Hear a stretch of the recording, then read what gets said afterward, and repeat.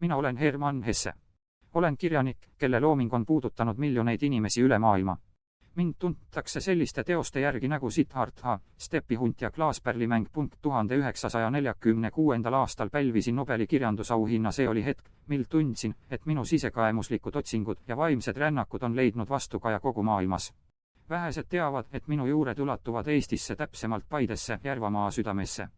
Minu vanaisa, Karl Hermann Hesse, oli 19. sajandil Paides kreisiarst.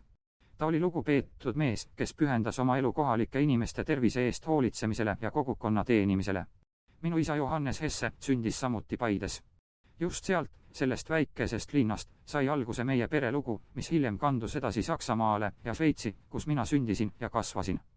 Kuigi ma ise ei ole Paides kunagi käinud, kannan ma endas seda pärandit, vaikset väärikust, pühendumust ja sisemist sügavust, mida mu vanaisa kehastas. Paide ei ole lihtsalt punkt kaardil, see on osa minu identiteedist, minu juurtest, minu hingest. Mu suureks rõõmuks seisab minust tehtud skulptuur mu sünnilinnas Kalvis. Ma tunnen Paidet paremini kui paljusid linnu ja maid, mida ma tegelikult näinud olen.